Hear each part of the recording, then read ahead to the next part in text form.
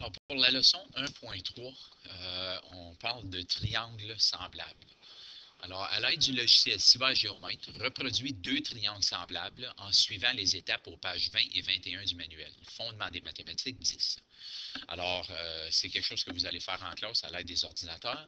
Alors, voici ce que vous devriez obtenir. À noter que les chiffres, évidemment, ne seront pas les mêmes. Alors, j'ai deux triangles ici. J'ai un grand triangle A, B et C. Et ensuite, j'ai un petit triangle A, B et C. Qu'est-ce qu'il y a de particulier avec ce triangle ici? L'angle BAC, alors BAC, regardez où est-ce que je mets mon angle, est égal à 48,69. L'angle BAC de mon deuxième triangle, ça aurait dû être à l'inverse, c'est la même chose. OK? L'angle ABC, alors ABC, qui est celui-là, est le même que l'angle ABC du grand triangle, qu'on voit ici, et l'angle ACB des deux triangles. Je vais baisser. Alors, l'angle ACB, je vais mettre trois petites lignes ici. On peut parfois représenter avec quelque chose d'autre, comme un O ou une variable. Et on remarque que ces angles sont identiques. Ceci dit, on dit que ces deux triangles sont semblables.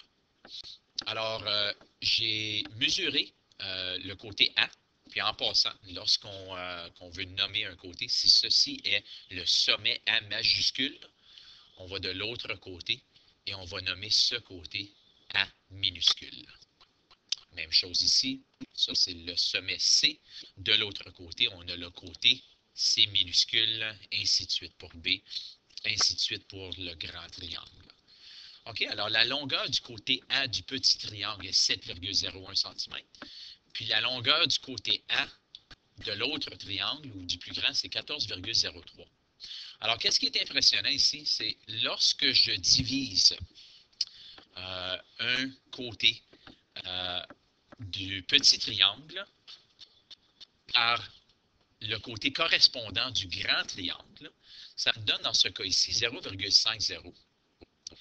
Si je divise le petit triangle ou le côté B du petit triangle par le côté B du grand triangle, ça me donne encore 0,5, ainsi de suite pour le prochain côté. Alors, on dit, les triangles sont semblables quand leurs angles correspondants sont égaux.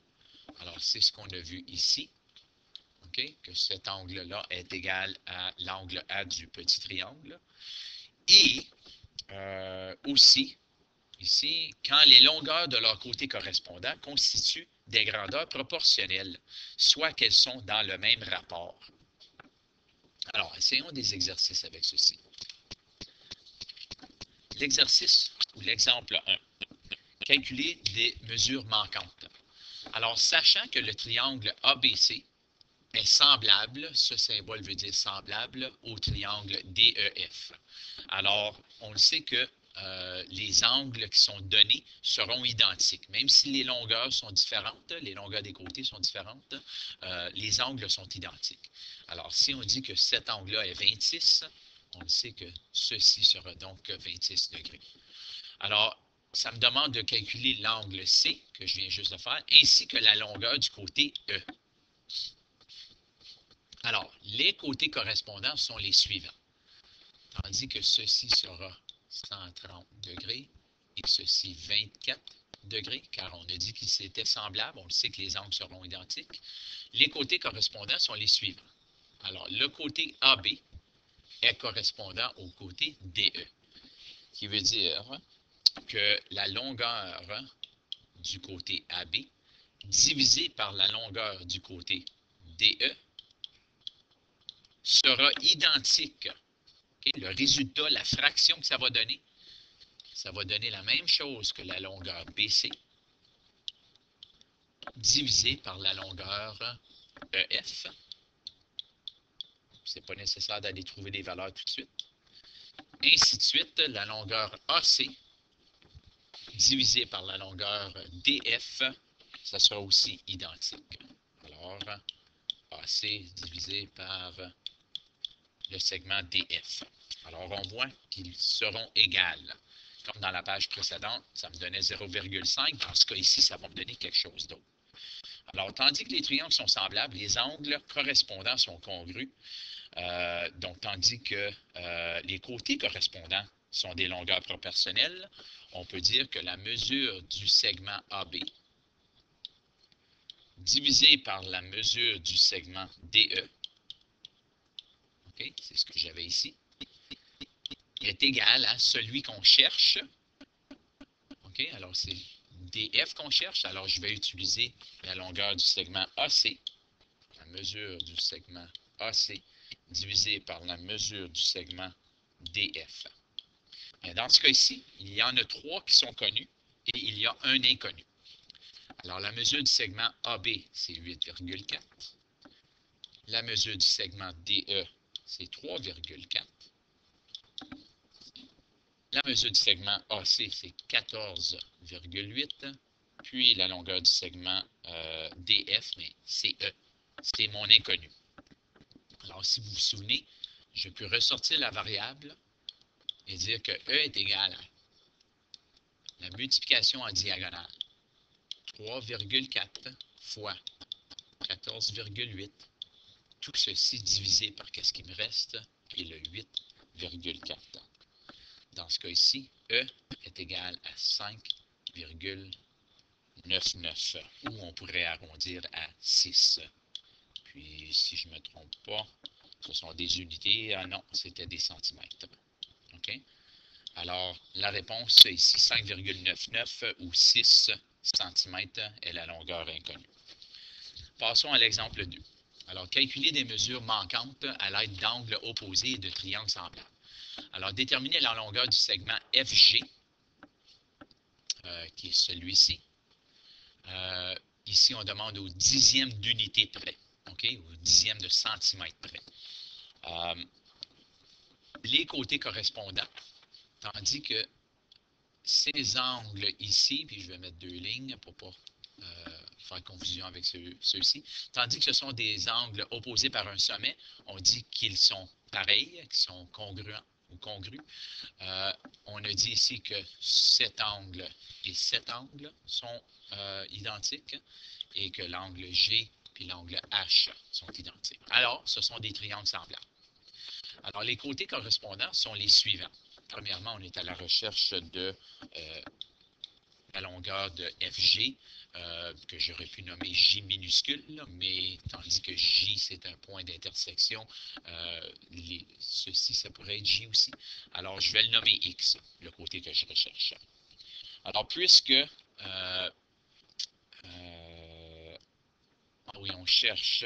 non, je suis dans la mauvaise exemple, excusez. Pour faire la vérification ici, pour faire la solution, on doit voir que les côtés correspondants sont 12 sur 10 est égal à X sur 7. Ou, je peux dire 7 sur X, ou sur mon segment FG, est égal à 10 sur 12. Je ne me suis pas laissé assez de place. X est égal à 7 fois 12 divisé par 10. Alors, X est égal à 8,4. OK, prochain exemple. Une démonstration de la similitude démontre pourquoi le triangle ABC est semblable au triangle EDC. Bien, puisque AB est parallèle à DE, okay, AB est parallèle à DE, l'angle A est égal à l'angle E.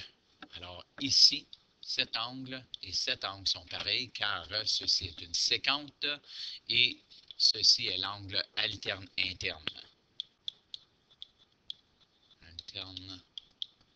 Interne. L'angle B et l'angle D sont congrus. Celui-ci est congru à celui-là. Pour la même raison, on a une séquente ici. Ça, c'est mes droites parallèles. Cet angle et cet angle sont alterne interne. Et l'angle ACB et l'angle ECD, ACB et l'angle ECD, on dit qu'ils sont congrus car ce sont des angles opposés par le sommet. Alors, n'importe quel temps que tu as deux droites qui se croisent, ceci et ceci sera égal, et ceci et ceci sera égal. Alors, tandis que le triangle ABC et EDC sont semblables, les rapports des côtés correspondants sont égaux. Donc, trouve la longueur des côtés X et Y. Alors, il va falloir se référer à votre page, car je ne peux pas montrer les deux en même temps. Ici, je vais avoir X sur 8 est égal à 8 sur 12. Alors, X est égal à 8 fois 8 divisé par 12. X est égal à 5,3 périodique. OK? On avait dit d'arrondir, donc juste 5,3 est correct. Pour Y, j'ai Y sur 7 est égal à 8 sur 12. Y égale 8 fois 7 divisé par 12. Y est égal à 4,6 périodique, ou si j'arrondis, 4,7 centimètres. OK? C'est pas ici qu'on avait dit d'arrondir, alors c'est correct si on le laissait à 4,6 périodique. Dernier exemple, l'exemple 4. Calculer les mesures manquantes à l'aide de droites parallèles et de triangles semblables. Bien, dans ce triangle, les segments DE et AC sont parallèles. OK? AC, DE sont parallèles. Détermine la longueur, donc, du côté AC. Alors, c'est ceci qu'on cherche. Bien, dans ce cas ici, ce n'est pas évident de remarquer qu'il y a deux triangles. Alors, j'ai le triangle ABC et j'ai aussi le triangle BDE. Alors, je dis souvent que pour faire un problème comme ceci, c'est plus facile de tracer les deux triangles séparément. Alors, le grand triangle ABC, excusez, mon crayon ne réagit pas exactement comme je le veux. Le segment AB, c'est 12 plus 48 cm. Okay? Tandis que ceci est 12 et ceci est 48, mais la longueur totale, c'est 12 cm plus 48. Puis c'est la seule mesure qu'on nous donne pour le grand triangle. Pour le petit triangle, évidemment, il n'est pas à l'échelle, DBE, on nous donne la longueur 36 cm. Et aussi, on sait que pour le petit, ceci est 48 cm. Alors maintenant que j'ai mes deux triangles de tracé, je connais mes côtés correspondants. Alors, ça sera ce côté qui est 60, divisé par le côté correspondant qui est 48, est égal à ce côté qui est X sur le côté correspondant qui est 36. Alors, X égale 36 fois 60, car on multiplie en diagonale, et on divise par ce qui nous reste, qui est 48. X est donc égal à 45 cm. Alors, ceci, c'est 45 cm. Et voilà, les problèmes à pratiquer sont aux pages 25 et 26.